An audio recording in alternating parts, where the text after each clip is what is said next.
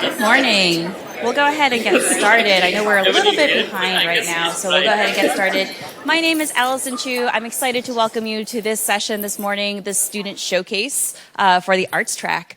I will quickly introduce myself. I am an incoming professor at Vanderbilt University. I've been working with you all. I have been working with the Midnight Oil Collective. It's my company that I co-founded 5 years ago with Francis Pollock here. And so I'm also a co-track lead for the arts track.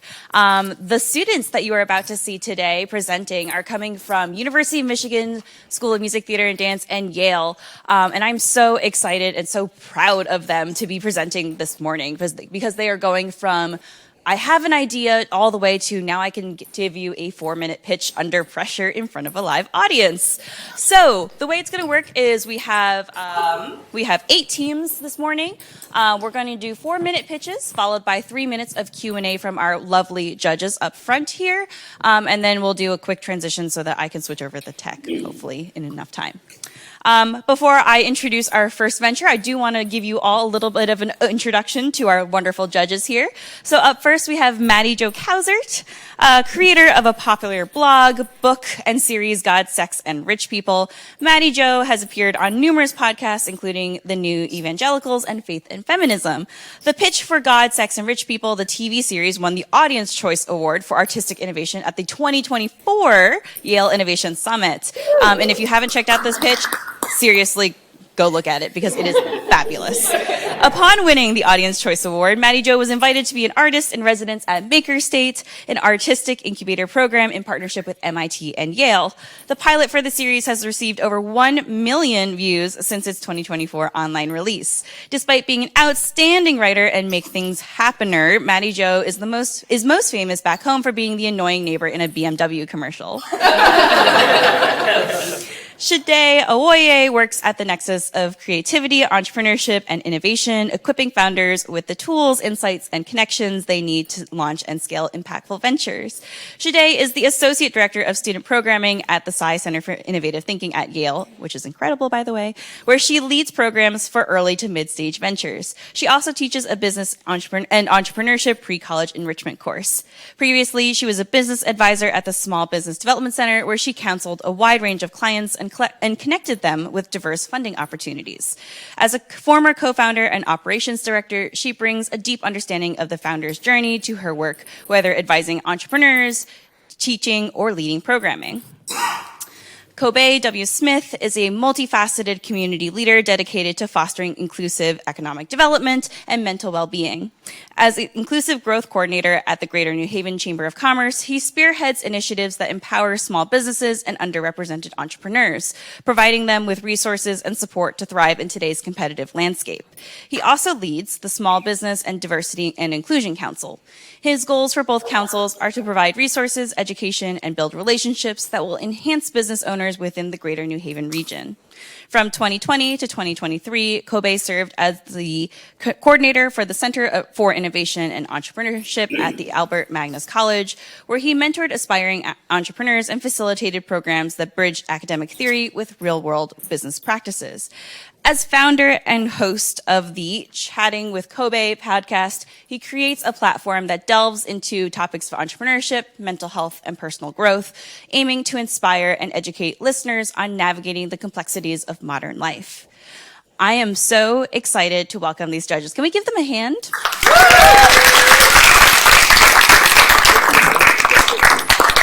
Thank you. And up first, we have East Zodiac.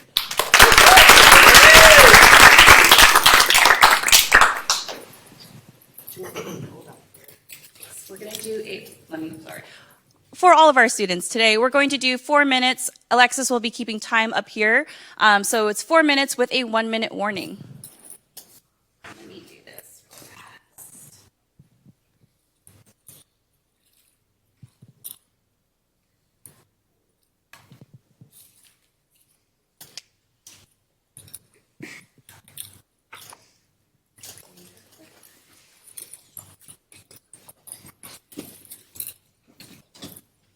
Hello, my name is Samuel Shea. I'm the co-founder and CEO of East Zodiac. East Zodiac is a nonprofit that founded in 2022 as an organization to highlight Asian composers and their music. Our goal is to introduce these unfamiliar soundscapes to the Western audience and celebrate cultural differences from other parts of the world through music. Our organization commissioned 12 different composers every year to write a piece based on the 12th Chinese zodiac sign and to put on a premiere concert each year that features all Asian composers' music in the state of Michigan. This organization came about to address the issue of representation. And in 2024, less than 3.5% of orchestral programming was by Asian composer. And through our survey from our 2025 Year to Snake premiere concert, we learned that more than 80% of the audience have never heard music by an Asian composer, and more than 95% of audience members indicate they are interested to learn more about music by an Asian composer. So the demands are there. At the start of our venture, we set out with a goal of focusing around creating opportunity for Asian composers, but it became more clear over the last 3 years that we do beyond more than just that. Through engaging and listening to our supporter, our mission has evolved into a goal of building a community that supports an entire ecosystem of music making that with an Asian music at the center. This is especially crucial given the recent changes in the federal levels for the arts. There's no better time for us to invest into our community and to collaborate together like now. What sets us apart from other like-minded organizations is that we do a yearly commission with ever-changing instrumentation, as well as ensure longevity of the premiere piece by programming the piece beyond its initial premiere cycle, as well as creating a consortium that goes alongside with it. Lastly is to promote accessibility through a process of open application with no credential barrier and application fee. In just 3 years, our organization has successfully commissioned 3 individual composers, put on 3 premiere concerts, and received over 200 submissions for our call for composers, partnered with over 10 universities, middle schools, and high schools across 5 different states, and engaged with over 50 musicians through our programming, as well as receiving over $10,000 from grants, sponsorships, and donations. Reflecting our new mission of building community, we have identified these 3 aspects as our area that we want to continue to grow. First is partner with local Asian organizations and businesses by creating sponsorship events and performance opportunity. Second is to provide outreach services to school to introduce these unfamiliar soundscapes to students at a young age. Lastly is to build a support network for musicians and ensemble by creating dialogue about the music that they're playing and a catalog of music resources. As we continue to grow our organization, we constantly think of new ways to elevate the eZodiac experience, whether that is through improving our current programming of our premiere concert, or to expand out our outreach performance and educational opportunity, maybe here in Connecticut. And lastly is to provide additional support for our ensemble to represent eZodiac on a national level. These are all the things I believe that's going to make people know more about eZodiac. And with your help, we can make this happen. In just 3 years, eZodiac has grown from a simple idea of creating space for Asian composer to a thriving, evolving community that surrounds connection, culture, and collaboration. As our mission continues to grow beyond just commissioning music, we're creating space to uplift these unfamiliar voices, to have dialogue about these difficult conversations, and to learn more about the different cultures, and to create everlasting impact through shared musical experience. So I invite you to join us on this journey to invest in the people who make these music happen, composers, musicians, and community. Together with your support, we're not just making music, we're creating meaningful changes to uplift diverse voices in the arts. Thank you so much.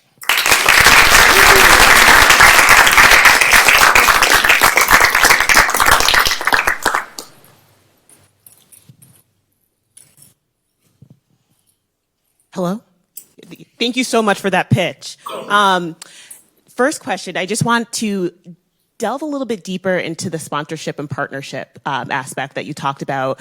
You outlined that as being one of your near-term goals. Yes. I believe you stated that currently you're working with 10 universities, is that correct? We have, throughout our last 3 years, we had the opportunity to do lectures and master classes to introduce this organization as well as the music that we have premiere to these organizations, to these universities and schools, yes.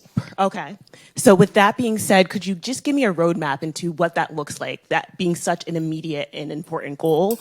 Who are those sponsors? What are those immediate partners that you're looking to work with? Yes. So we realized through our, creating this opportunity in music, we realized to really introduce people to familiar with this concept of Asian music, we really have to introduce them at a younger age, to plant that seeds, let them know that these music exists from other part of the world so that when they grow up, it won't be like a new idea for them. So that's really our goal of trying to do these outreach services. So we partner with different university to have the opportunity to go out to do lectures and to talk about it, as well as highlighting local businesses. So we partner with Asian-owned small businesses like bakeries and restaurants, and even local organizations. We have a Michigan Taiwanese organization that I've partnered with that we go and promote their organization through and from our events as well to let people know we have these resources in our local community to support each other.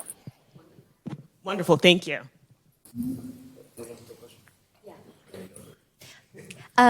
So I'm curious about, this is a beautiful idea, I love it. And I'm curious about the scaling of this. Like, do you have a vision to take this beyond Michigan? Because this is something that would be beautiful throughout the middle of America. That's you can see, as I mentioned earlier, we have done partners with across 5 different states in Minnesota. So our goal is to continue growing that beyond just Michigan. We are doing the premiere concert, obviously just in the state of Michigan because that's where I reside right now. But we are open to new opportunities to take this on kind of like a travel road to be able to take this project to somewhere. We have created a system of a programming that we can take with people. And if we have local artists in different states and different cities, then we can partner with them with their local organization to bring it. So I have a lot of swags and gifts, so come up and talk to me to give you more of my ideas. Well, first of all, it's a really good idea, and I think there's a lot of potential with this. I guess the question I have is, when you think about music, right, like the biggest thing about music and entertainment and that business is like marketing, like getting the word out there for that. So I really want to get a better understanding on what your marketing strategy is for that and like how that's going to cause more sustainable growth, like they were always saying before. Yes. So part of our marketing with this kind of stuff is we have used this really familiar concept of kind of like the zodiac sign. It's something that we can be able to entertain with any ages of people to tell them this based on the mythical stories. So the goal is to use this as a way to like get people into it and to learn. So through not just through music, but through the zodiac, you're learning about the cultures, kind of like what each animal represents. If you're born in a certain year, this is how you can go find it. So this is kind of one way of engaging with people, as well as we're hoping to create more opportunity with it as well. Thank you so much. Thank you.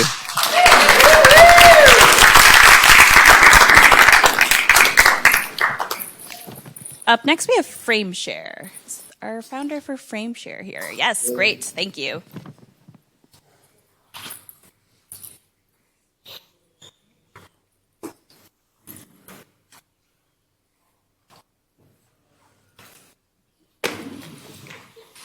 Microphone here and clicker here.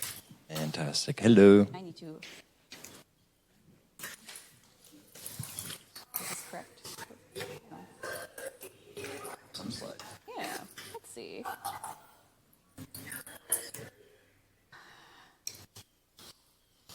That's it. Here we go.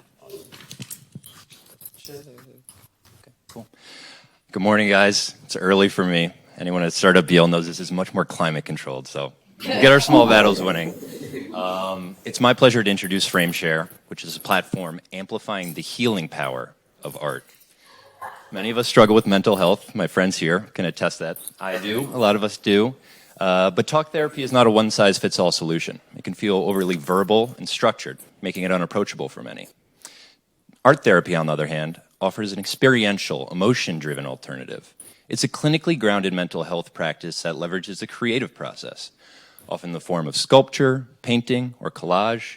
And global art therapy is growing quickly, from $3 billion today to almost $6 billion by 2032.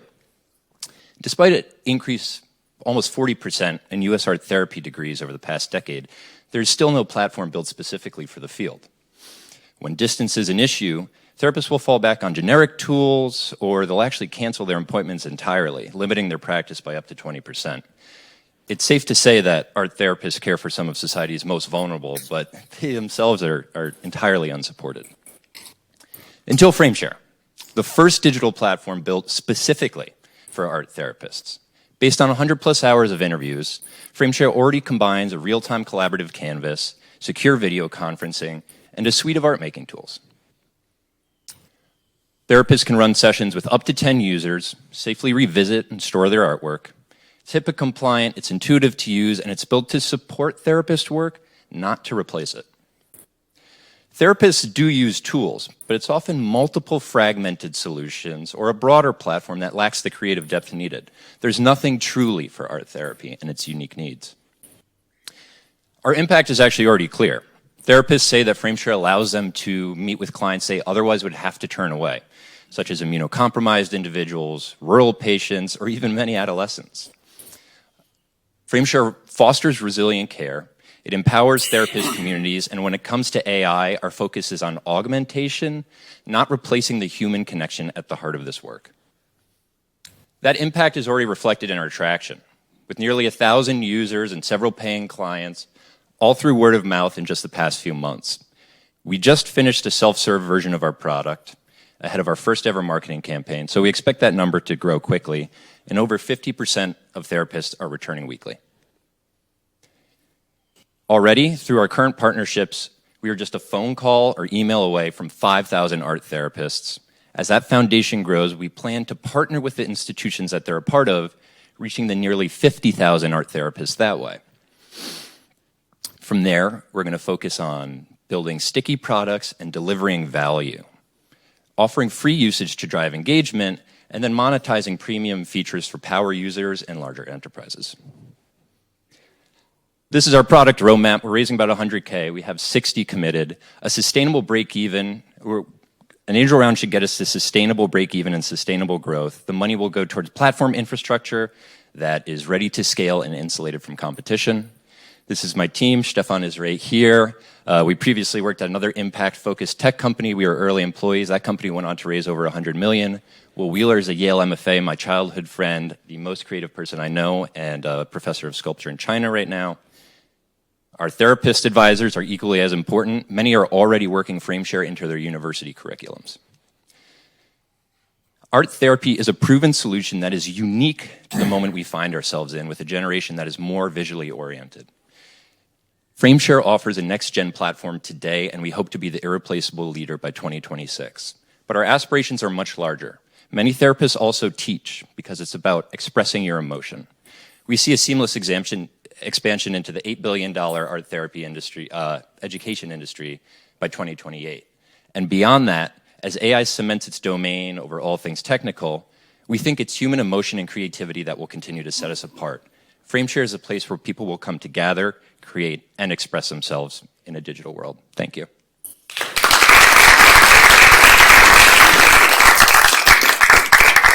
Here are some sessions, and this is actually, I drew these as a part of an assessments course for an art therapy grad student. That's me picking an apple. I look a little dead, and I feel a little dead this morning, so it might be appropriate.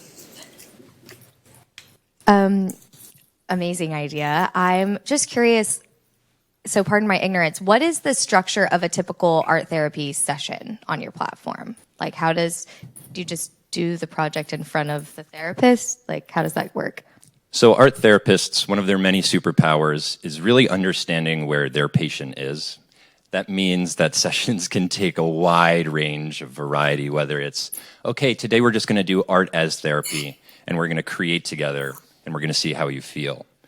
Art therapy, very clinical, can take a number of things. The apple picking one is a famous example where there are certain signs that you look for that can tell you things about the patient. Others will be, okay, show me how you felt this week when you were anxious. Let's use certain colors. If you're working with a patient that potentially has OCD, art therapists might have them use a very messy brush to kind of build up that tolerance to making mistakes and not giving them an eraser. So it really can vary quite a bit. But again, this is a suite of art tools that gives them the ability to prescribe and do their job as well as possible. So not the most direct answer, but it's, yeah. Well, I just want to say thank you for your pitch. I really appreciate your the way you set the stage with your problem and solution and the storytelling components behind it, I think it makes your mission and vision very clear in terms of what you're doing. And the fact that you're really using art in terms of healing and therapy. I want to go back to your competition slide, and I just want to make sure I heard you correct. You said there's no direct competition in your pitch. Is that correct? So, having worked in VC a little bit, always be skeptical when someone says no competition. These are all competitors in some way, but there's no one that combines the mental health, the security with the creativity. Okay. There really is no one that has built anything for art therapists. I was amazed. It was originally Will Wheeler's idea, so he took coursework at GW's art therapy program afterwards. And I helped work on it when I was a student here at SOM. And I just reached out to all these art therapists, and they really, really had nothing. And they're just struggling with Zoom. They draw off paper, and then they show it to each other, or they just cancel their appointments entirely. So, yeah, no Excellent. Okay. But okay. These are all things you can substitute and make work. Perfect. So I'm trying to flesh out your value proposition in juxtaposition to things such as BetterHelp, Talkspace, et cetera, et cetera. How can you clearly articulate your value proposition when stacking it against these indirect I'll give you a competitors? super direct one. Yes. Zoom already costs, the HIPAA compliant Zoom already costs, about $100 a month or something like that. We already offer secure video sharing with the art tools built in.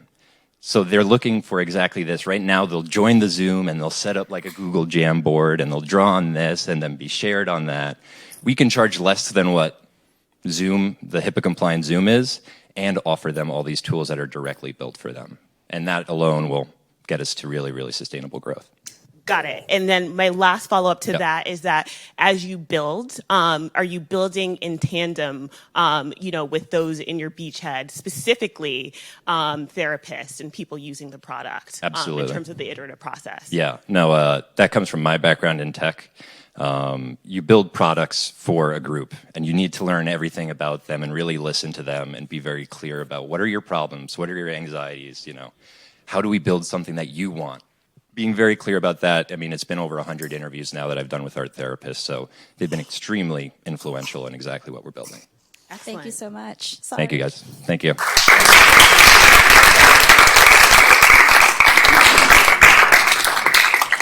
Up next, we have Fly Dolphin.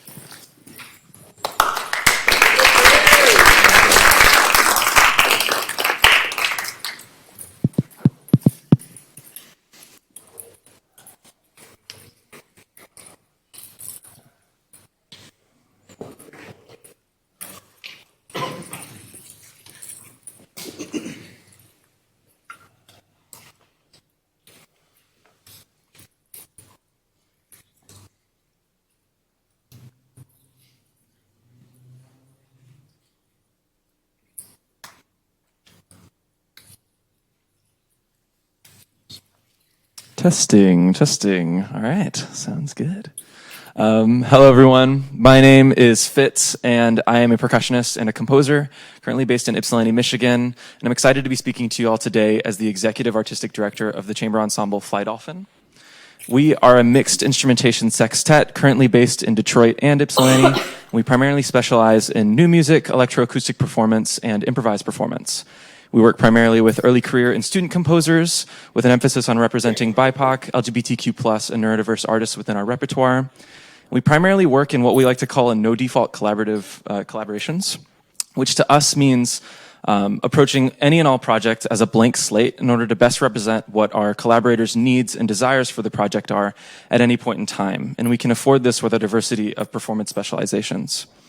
So we've done many of these collaborations over the past 2 years. All of them have led us to prioritize in practice this fundamental concept that we like to call free play, which composers will recognize is spontaneous and self-directed exploration within composition. And often for early career and student composers, access to an ensemble of mixed instrumentation like ours and access to free play can be quite limited by restrictions placed in calls for scores, competitions, and academic initiatives, which, as a composer myself, I can attest to the need for restrictions from time to time. But Fly Dolphin is energized to live in the world of unrestricted play, often finding what shoulds in conversation and trying to turn them into what ifs, and having many meaningful conversations and collaborations with composers turn into many meaningful performances. So our team is this group of lovely people, each fulfilling a performance and administrative role. With me today is Amani Barber, our developmental director, and Oliver Bishop, our director of improvisation. Our primary revenue streams come in the form of performances, events, and festivals. For example, this summer we'll be headed to Third Place and Refugia Festival, two wonderful Ann Arbor-based organizations. And we see about 1 to 2 of these per month, hoping to scale that up to about 3 to 5 in the coming seasons. We also work often with university composition departments. For example, this past spring, we premiered 6 new works by students at Bowling Green State University. And we'll be headed to 5 more universities this upcoming season, including the University of Florida, where we'll be working on a collaborative choose-your-own-adventure style composition in a museum with their studio. We are also seeing occasional grant funding and in-kind donations. How could we forget about our good friends at the University of Michigan's Excel Lab for their support? So we're seeing a notable increase in revenue and support for this upcoming season, already settled in comparison to the end of our last season, all of which is directly pointing towards our goal for a sustainable operating budget within about 5 to 7 years, typical of a chamber ensemble like ours. And a lot of this work, it looks like booking and trying to travel our composers' works to newer and newer places. And we're really empowered to do this work by our desire to support these composers. It can't be stated enough how much the majority of the support that we get as an ensemble goes directly back towards our amazing collaborators. And I wanted to share a couple of them. Here they are. We've had an amazing year getting to meet and work with and ideate for next season's projects with so many young and inspiring artists, creators, composers, and we can't wait to share all of these projects. So please ask us anytime about them. We'd love to tell you what we're up to. And we'd love to meet more composers and collaborators who are interested in working with an ensemble like ours. So what's up with the name Fly Dolphin? So Fly Dolphin came to be as a conversation that was spontaneously started by our group, much as our group got together somewhat spontaneously. We were talking about the musical experience, the human experience, and we got on the topic of metaphor, an analogy, and one came to mind in particular. And that is, in life, we all get one chance, one arc to be musical, to create, to find fulfillment in the arts, and really in anything that we choose to do. Much as a dolphin that's jumped out of the water gets one chance to do a trick, a wave, a spin, whatever you want to call it, before it lands back into the water. This ensemble, for all of us, is our trick, and we desire nothing more than to share it with all of you. Thank you so much. If you'd like to learn more, our website is here. I really appreciate you having us here at the Yale Innovation Summit. Thank you.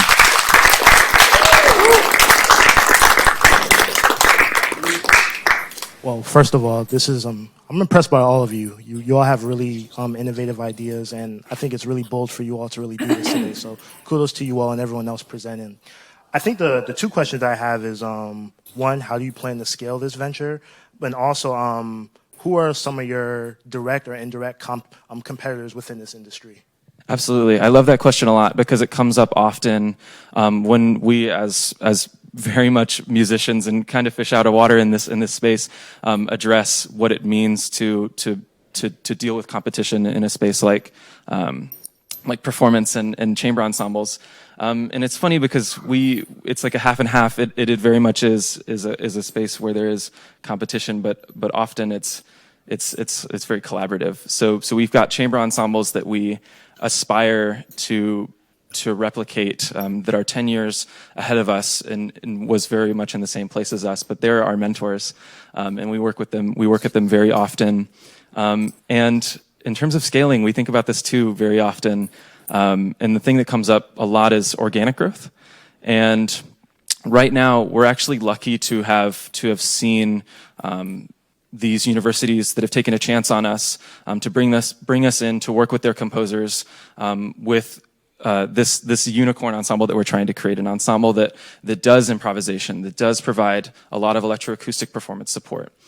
And so we've been lucky to have those university gigs this past year, and that accreditation is what allows us to meet more presenters, more university composition departments.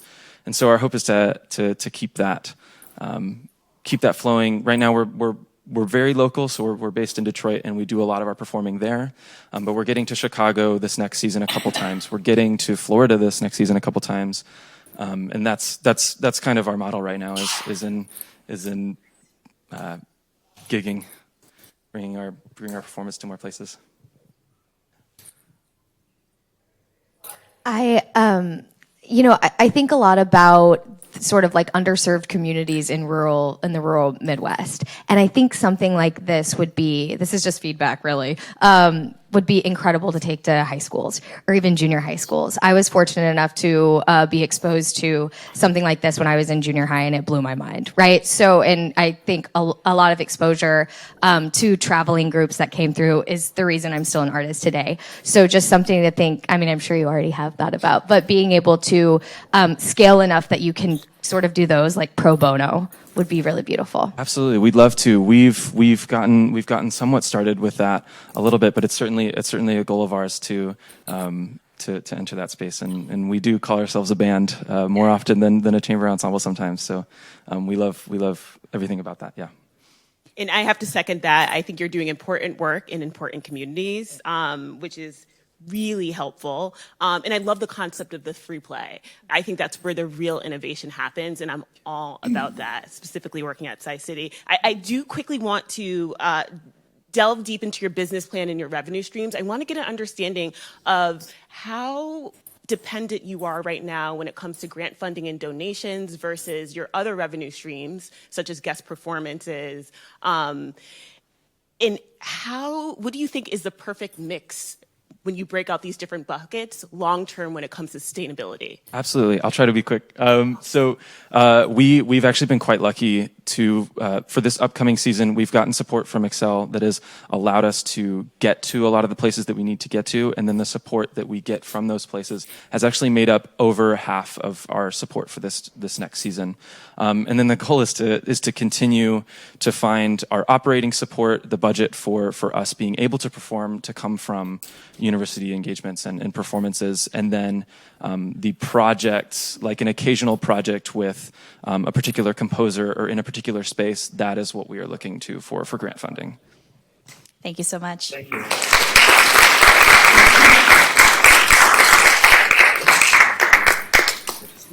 Up next, we have Comitia.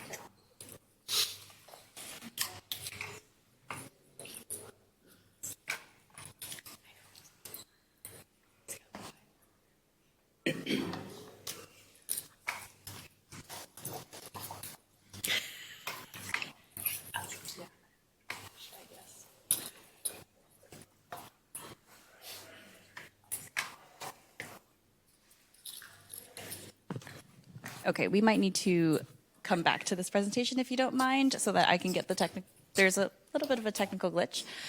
So what we'll do is we'll move on to Story Pals first, and then we'll come back to you, I promise. Thank you so much.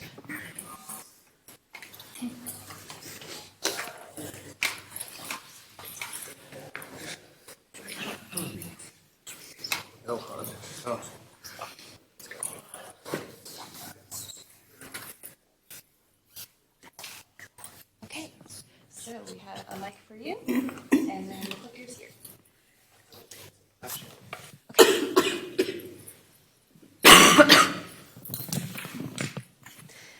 Hi, everyone. Good morning. My name is Hannah Gansert, and I'm the founder of Story Pals. Story Pals is a children's multimedia entertainment company that prioritizes mental health for the next generation of kids. It's undeniable that we are at the precipice of a huge industrial change in technology, and kids are bearing the brunt of that. Kids want to create, but they're too easily distracted by enticing, entrancing alternatives on YouTube. Parents also face the dilemma of wanting to provide healthy entertainment for kids, but struggle to find something that's just as engaging. And media companies struggle to either put out high quality content but with high costs, or low quality content with high output to maximize monetization. Our solution is a two-pronged approach to create high-quality content via a television show that incorporates social-emotional skills with a platform that allows kids to not only understand the new technology, but to also endlessly create. So in terms of our go-to-market plan, we're currently seeking partnerships that we incorporate into our television show. Each episode is based on a real story of challenges kids face growing up. And through that, we're able to get funding from brands as well as celebrity endorsements. On top of the television show release, we are also developing our platform. Good morning, everybody. My name is Julian Pearson, and I am the co-founder game director of Story Pals, and I'm here to talk to you a little bit about the game that's being developed that you mentioned. So right now we're looking at about an 18-month launch window with about 6 months of really getting the game together in each split. So we have pals, which will be our animals. We have about 6 months to develop it, test it out with parents, test it out with kids, make sure it's in alignment with everything before we put it into production. Once our MVP is launched, then we'll go to guerrilla marketing. We're also leveraging social media as one of the unique ways to really enhance that user experience. So in terms of our monetization ecosystem, we're really different from current traditional television shows. TV traditionally is only monetized on the back end once. With our platform, we're able to create a fully self-sustaining ecosystem on top of all the traditional forms of monetization. We're even able to monetize within the production pipeline, which is very unique to traditional development because we're able to take the animation from the production, turn them into digital storybooks, collect analytics via our platform, and then put that back into production. We're also experimenting with a proprietary animation pipeline that reduces costs by 400% and increases output, taking it from a 1 to 2 month development window down to just 2 weeks. So unlike our competitors, we provide social emotional skills as well as an entertaining and fully cohesive experience. I realize these are extremely ambitious, but it's all to show that there's really the ability to scale, which is not so common in art-related projects. So we're really working in a large market. Webkins, which is a competitor, the greatest equivalent, which was super popular in 2010, had a 750 million annual recurring revenue. Even though it has a great following, there is nobody, they stopped, and so we have a huge opportunity to re-enter that market. Thank you so much.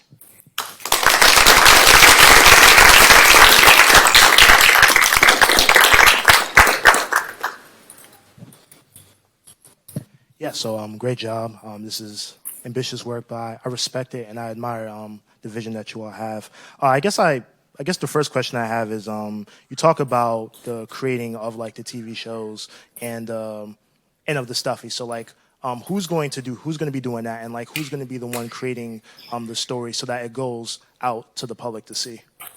Yeah, so I'm taking on the television show initiative. I have a former background working in IP management in Los Angeles. I've also been very grateful to seek out opportunities with mentors via Lucasfilm as well as top executives at Annapurna. I've been doing a ton of research in the space and have really found a white space in terms of social emotional engagement in shows. So the team that I have assembled, a former writer from Wonder Pets, as well as just really top talent to get this going. Okay.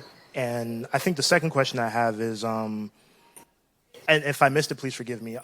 Is there like there's like a premium like subscription section to us? Because when you think of like YouTube, right? There's like YouTube Premium, there's like YouTube TV, YouTube Sports, you know.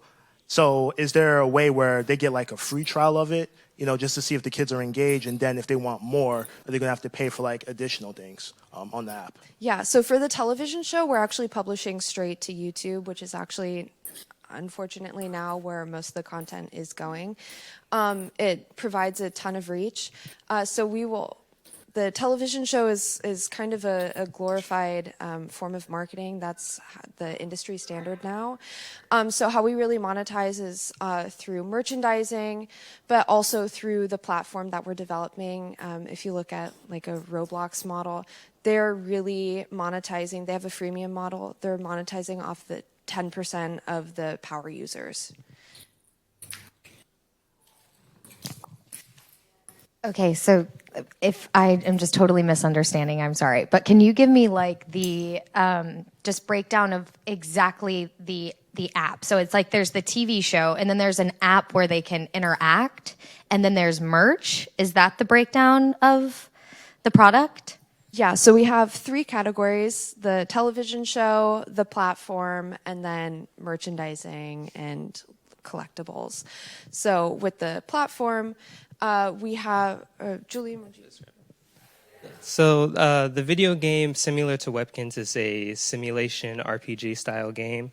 So you are taking on the role as yourself, and you get to raise your pals as similar to the pals on the TV show. You can go around, explore, collect. They'll get hungry, they'll get sad, they'll want you to do more activities to, you know, boost their activity level. And then there's ways to collect more items, and it'll be an in-game store that you can use the in-game currency that, you know, you want exploring around to be able to buy cool things for your pals and kind of just live amongst with them in your house. Okay, I think that's all the time we have. Thank you very much. Thank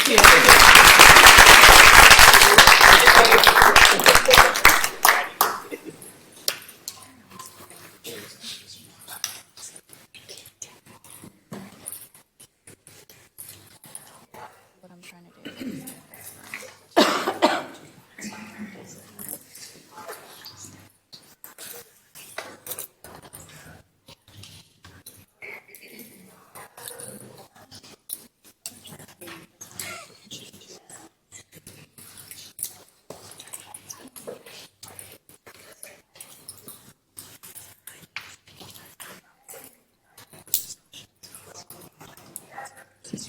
Got it.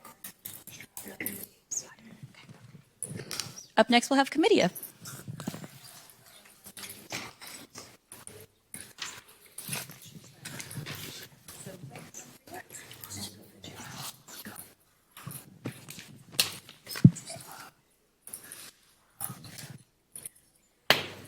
Hello, everyone. My name is Han. Thanks for coming. I'm so excited to introduce Komisha today. So let's start from a short story. When I was a kid, I wanted to be a comics creator. However, my poor drawing skills led me down the path of business. But seeing recent growth of digital comics market, I'm now seizing the opportunity to reconnect with my original passion. That is the story of how Komisha came about. So Komisha is a comics platform for anyone, even without drawing skills, can create and share their own comics using AI. So currently, behind digital comics is a team of artists and writers. However, artists are overwhelmed by the cost and coordination of managing full production team. Writers also struggle to find appropriate artists who can bring their stories to life. This disconnect not only slows down the production process, but also limits the diversity and richness of stories. Moreover, amateurs who have interest in comics creation often give up on their dreams of sharing stories because they don't have enough drawing or storytelling skills. So our solution is an advanced AI-driven storytelling platform designed for comics. So our technology not only ensures consistency, but also enhances artistic quality. Solution for all the artists, writers, and amateurs. With Comicia, the burdens of team management for artists, the difficulties in finding appropriate artists for writers, the creation barriers for amateurs will no longer be obstacles to producing masterpiece. The only thing our users have to do is just filling out simple prompt. Then Comicia will generate and post comics for them. So the global digital comics market is projected to reach $9 billion this year with 18% annual growth of past decades. So we have segmented this vast market into 3 categories: creator, reader, and advertisement. So our initial goal is to achieve $1 million in monthly revenue by capturing just 1% of creator and advertisement sector and 0.5% of reader segmentation in our primary target market, which is South Korea and the US. So we are gonna generate revenue from creators through a subscription model. While we will offer basic comics creation and share capabilities for free, we also have developed 4 distinct tiers to cater to a specific needs of diverse target audiences. Premium tier for our most enthusiastic fans, a creator tier designed for future or emerging artists or writers, a production tier tailored for professional digital comics production companies, and an ads tier for businesses who wish to post their branded contents on the platform. We'll also generate revenue using advertisements and from readers from paid contents. So I've assembled a team of exceptional AI specialists, STO strategists, a powerful influencer marketer, and a professional artist, and an AI police expert. Together, we are going to make Comicia's vision a reality soon. So if you have interest in becoming our initial user, please register on our waiting list. And please feel free to contact me. Thank you.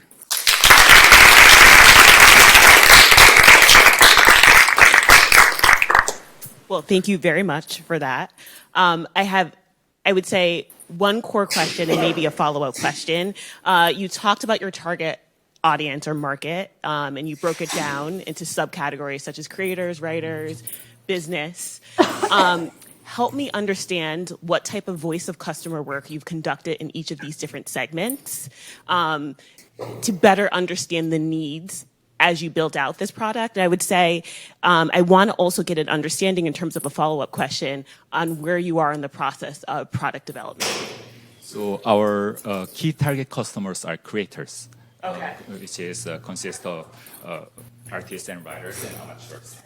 So for artists, these days they usually make up a team, and they have to run the team to make a great comics. But it takes a lot of time and cost. So, of course, popular artists can pay them, but the problem is the new or unpopular artists, they don't have money to do that. So that is the one need we found out. And for the artists, for the writers, they can't draw comics by themselves. So they have to find someone who can draw for them. And it also takes time, cost, and even they find someone who can draw, they can't sure the artist can make quite the satisfying comics for writers. So there is the problem for writers and amateurs. Many amateurs, on our survey, like 10% of comics fans have interest in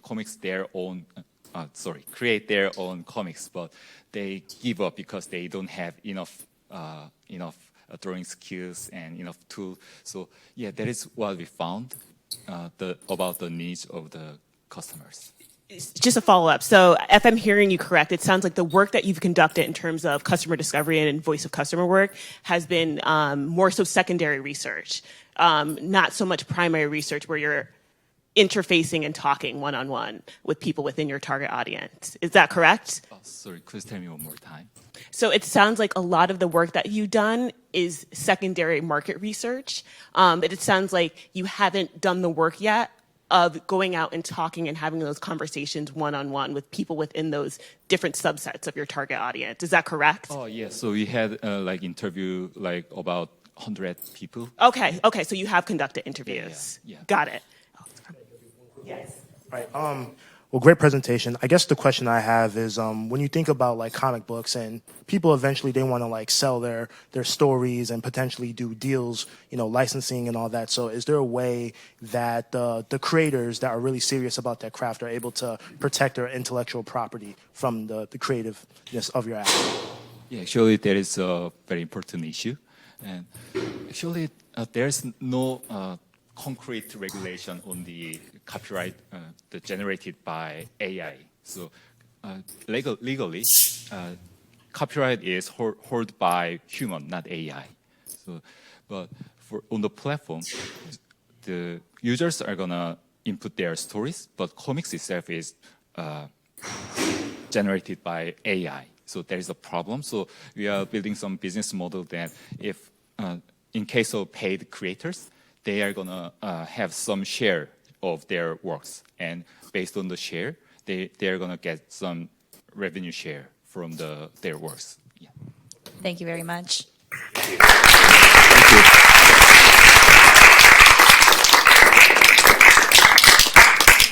Up next, we have Calmware.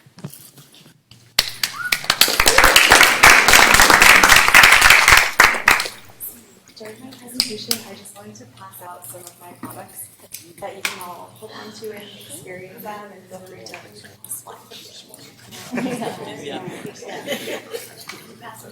I'm so sorry. We're going to have to move on to the next one first, and then we'll come back to you. So next we'll have patience. Sorry about that. Patience.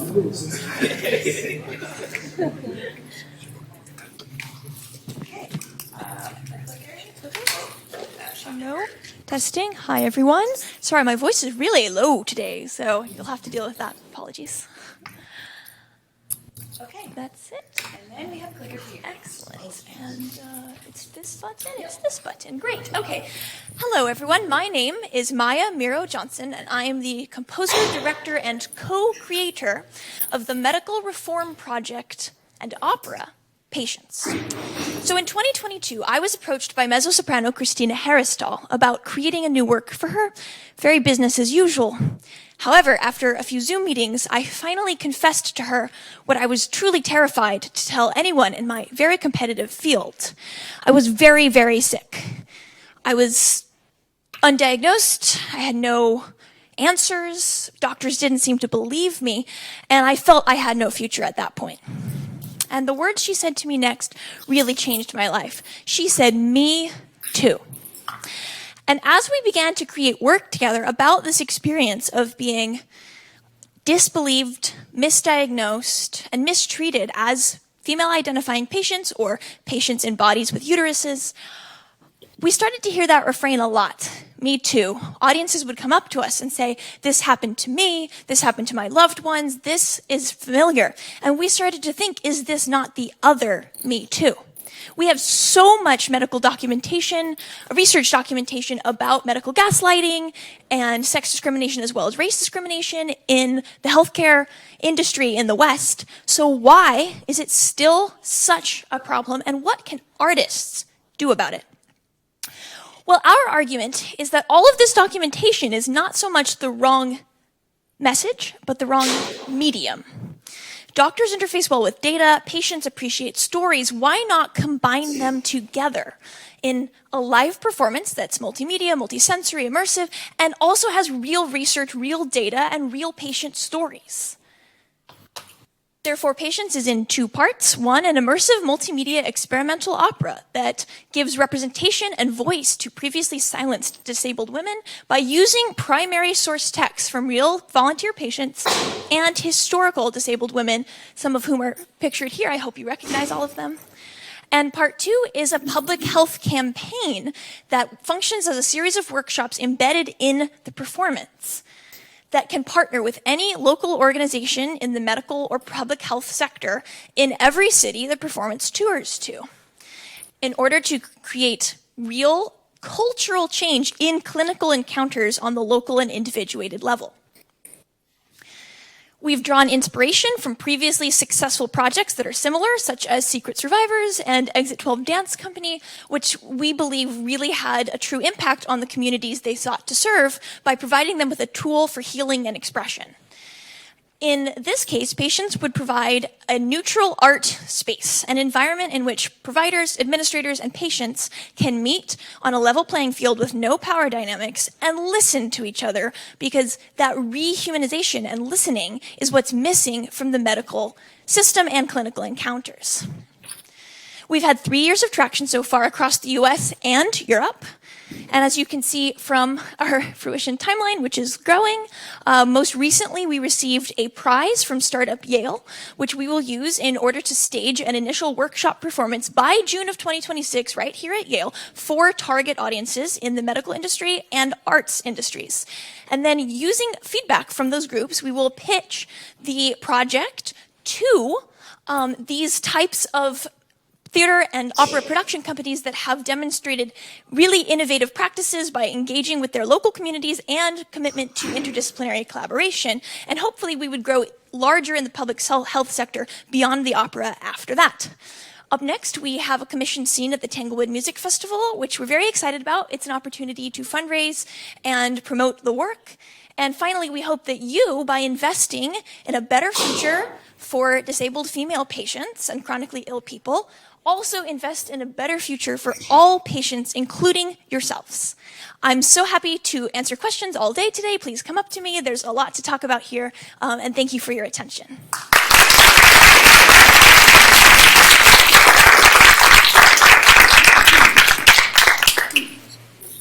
So how do you plan to draw in physicians for this? Because essentially the message is, hey, you're not listening to us. You know, like, how do you attract them from a positive angle? Yes. Now, yes, this is one of the challenges here, because typically doctors and patients are kind of pitted against each other in this narrative of like us and them, power and not power, education and not education, whatever. And that's not true. We're on the same team. It's the systems that create the bias. Most people don't intend to harm their patients, obviously, but what happens is they're put in a system in which that's inevitable.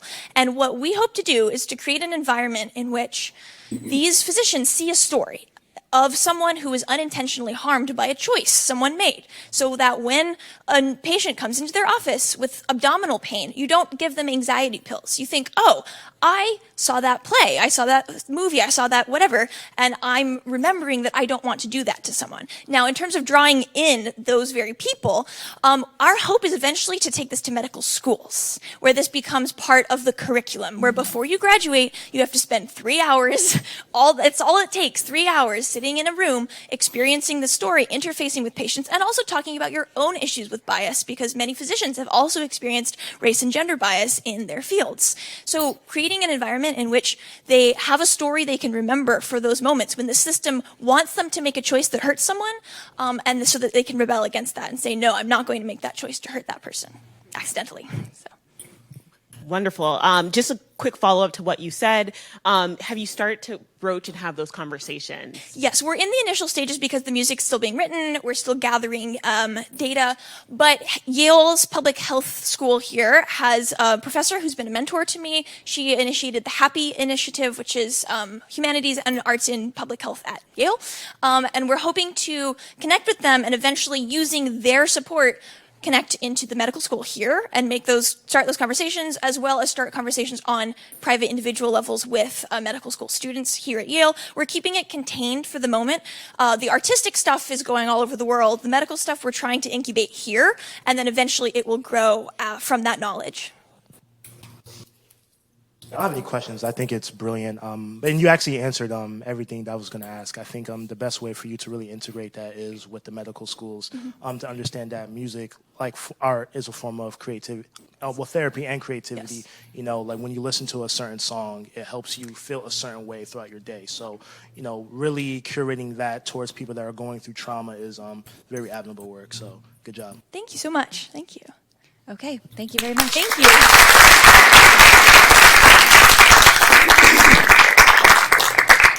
Now we will have Comware.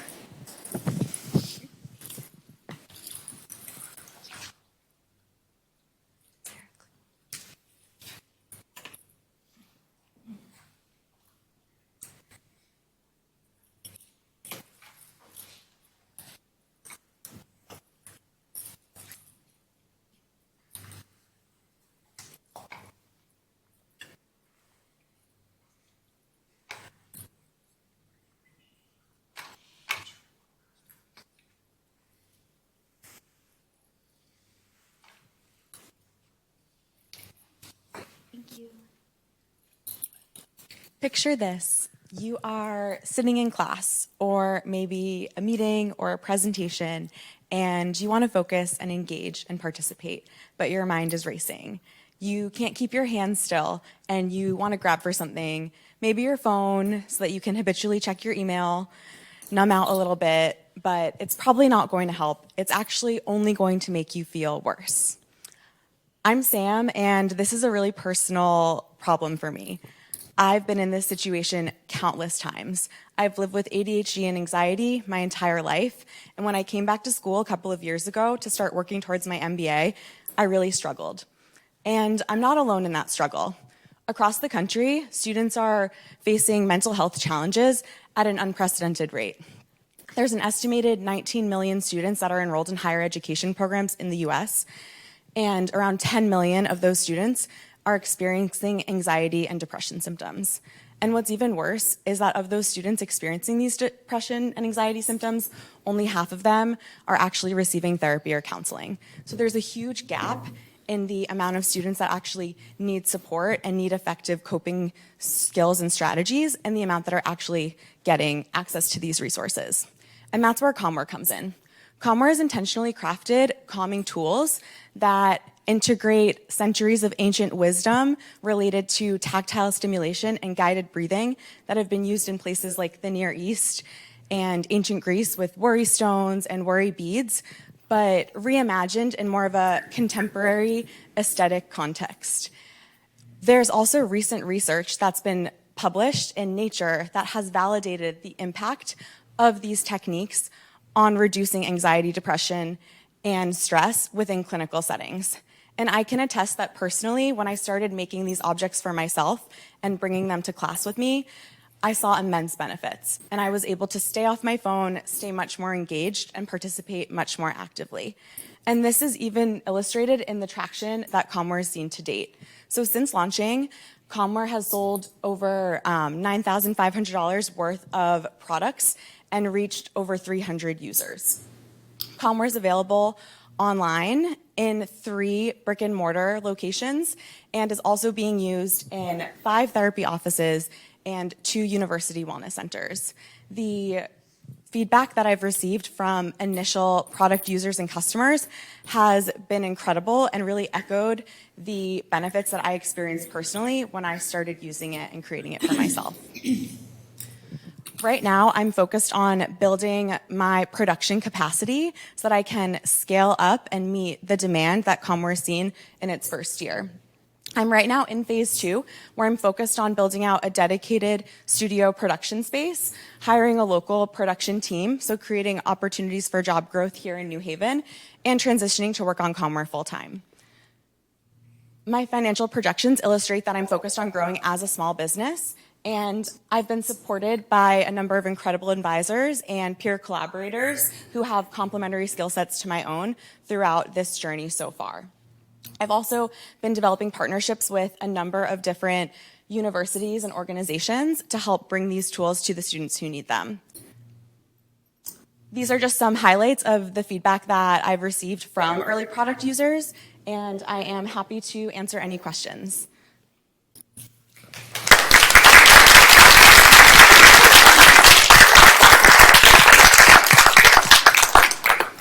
Sam, good presentation. It's good to see how far you've come since I met you. I guess the question, I have a two-part question. So one, who are like some of your competitors? Because when you think of like Comware and holding things together for mental health, it's very vast. So who are the people that you're in competition with, and how do you plan on standing out, right? Because when you think of like a Good Words, I think it's called the Good Words Project, or like 4Ocean bracelets, right? There's always like a social cause added to that, and they're also like leveraging, social enterprise and just donating to like a cause as well. So what's gonna make you and your venture stand out compared to like others in this similar field?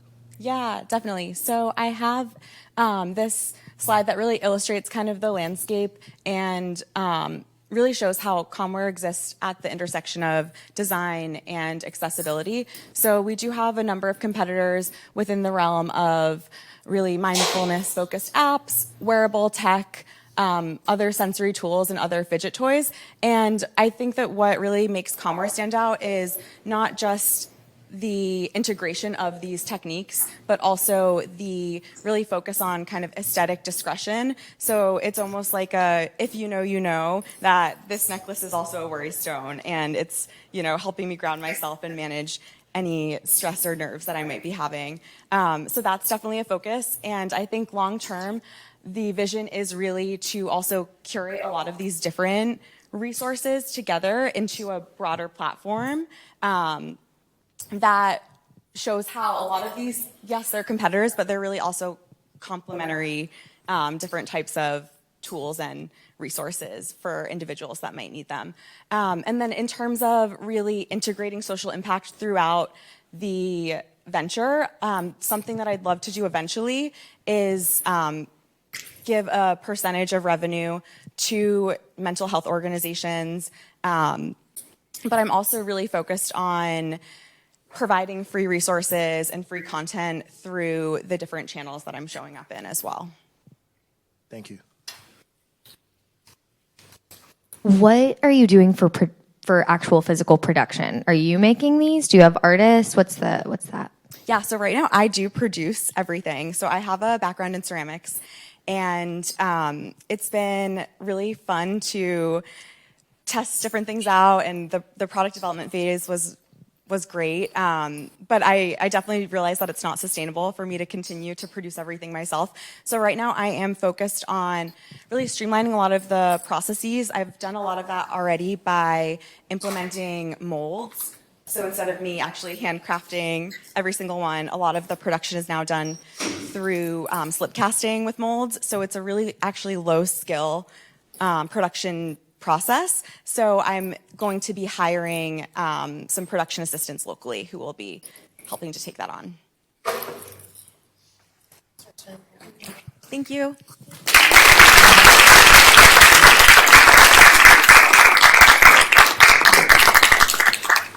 And finally, but certainly not least, we have naming all the flowers that could.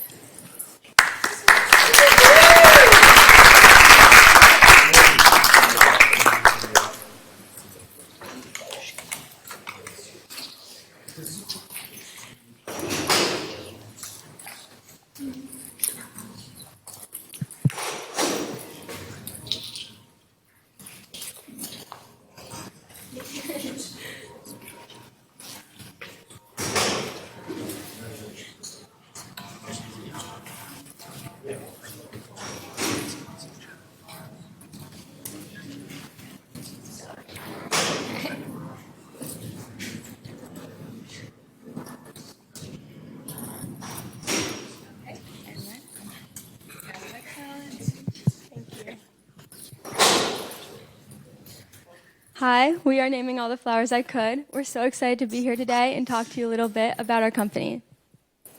So before we begin, we thought that we'd introduce you to our team. My name is Maddie Vassallo. I am the executive producer. And I'm Eliza Vassallo. I'm the marketing director.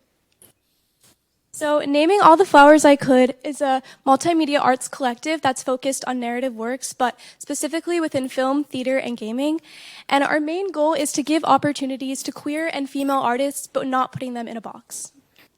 So we started working together in 2023 with a 90-minute devised theater piece called If the World Ends Tomorrow, It's All Your Fault. And what was really special about this production was that the entire cast and creative team self-identified as either queer and or female. And this was such an impactful experience for all of us that after we finished this, we were like, oh my God, we have to keep working together, which led to our second production in 2024, If It's Neanthe, a 30-minute virtual production short film about first relationships and sexual experiences as a transgender man. Our artists are empowered to make what they want, however they want. We believe that representation comes from having the right people in the room and not necessarily the type of content that they produce. We also have a focus on experimentation and hybrid genres. Historically, artists who have identified with identities outside of the mainstream have created work that doesn't fit within mainstream boundaries, and we definitely continue that legacy. Our work, it's multimedia, it's multidisciplinary, and we're grounded in a devised practice. To support this work, we have a few income streams that we're developing. Historically, most of our work has been supported through grants, but throughout the past year and looking to next year, we're developing alternate streams of income to make this more sustainable. Our most significant that we're projecting is our live events, so this comes from ticket sales and sponsorships.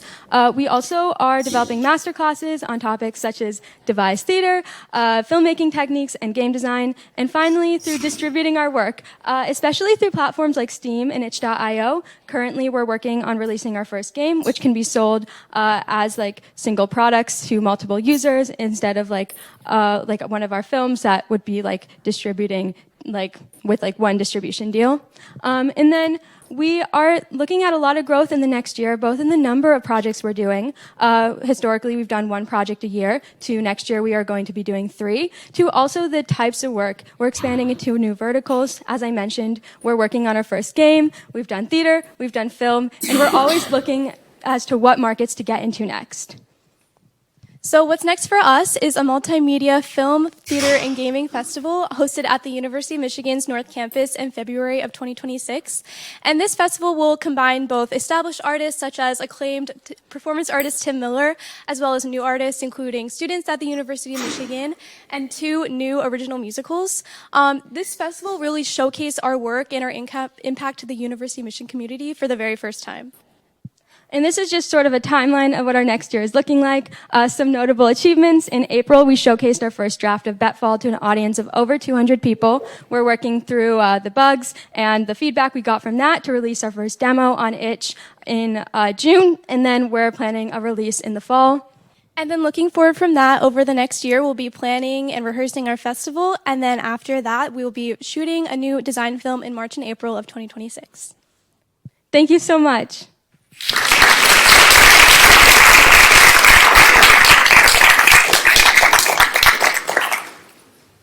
Well, thank you. I have to say, I appreciate your pitch and the interdisciplinary nature of the work that you do. I think that's very important. I think my question is twofold. You talked about expanding capacity, so moving up to 3 projects, and you started to kind of go through the roadmap. I want to understand how that is feasible, or how you intend to do that with the team that you currently have. And then I would say the second piece to this is the verticals that you talked about. It was a list, but I want to get an understanding of how you prioritize the different verticals as you move into this next phase. Yeah, so in terms of expanding our number of projects, one of the most significant things is that I just graduated, which means I'm not dealing with all of this EECS coursework. So I personally have a lot more time. But also, along with that, we've kind of been continuously expanding our team and our network since 2023. Many of the artists that we've worked with in the past want to come back and work with us, and we've recently added new members. For example, Eliza recently came on as our marketing producer, and then Catherine Miller and Sari Bovitz were also also recently brought on this year. So in the past, it's been just me and Miles, who unfortunately couldn't be here. And so having those like people with like different areas of expertise than us is allowing us to really like kind of do the things that we weren't able to before because of time constraints. And then in terms of prioritizing verticals, one of like I think the best examples of how we've been looking at this is that like certain markets in the arts are more profitable than others. For example, indie film is something that is very difficult to break into, and most films never see a return on their investment. But indie gaming, while it's still a difficult market, is a lot easier to break into. Many of the world's biggest video games are made by teams of like 1 to 5 people using free-to-use tools like Unity and Unreal Engine. So for our most recent project entitled Betfall, it's actually an interactive film, which means that all of the graphics have been filmed live and the audience gets to choose their own adventure. And this allowed us to make those like indie films that we love doing while also seeing a more clear path to market and a more clear way to actually distribute this product to the world. Thank you. So something I think about a lot with my own product is the difference between like the audience that wants your content and the audience that needs your content. So given what you all are trying to do in terms of inclusivity, have you thought about how you can make this content accessible to the trans kid in a town of 500 who doesn't know that this exists? Yeah, so that's why, while like we're kind of going back to live theater in the next year, also to the verticals question, live theater is ticket sales, which is a more immediate return on investment. We also really focus on like digital stuff, so film and games. And some in our master classes, while we want to do in-person classes for things that make sense, like devised theater classes are something that is a little bit more difficult to do online, coming from someone who took those classes on Zoom over the pandemic. But classes on topics like game design, that's something that many people learn online anyway, but for many like women or queer people, it's hard to break into. For example, for me, when I took game design classes at the University of Michigan, class is 60, I was one of 5 girls, which can be really intimidating. And when you look at these online resources, they're really not targeted towards people of more marginalized identities. And so I think, like, again, having the right people in the room I just think really helps work with that diversity. I know for me, like, I'm always looking, like, if I can find a YouTuber, like, that's giving me a tutorial on how to implement this thing and they're a woman, I'm like, great. Like, this is awesome. Thank you.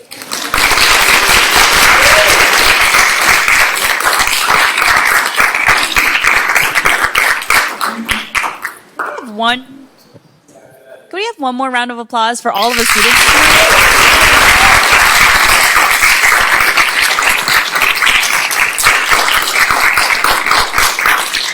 Thank you all for joining us this morning. That concludes our student showcase. We'll take a few minutes to reset this room for the next panel, but please do talk to them. They are so inspiring, and I feel like I just heard so many different wonderful ventures that are about to take off. So please do talk to them.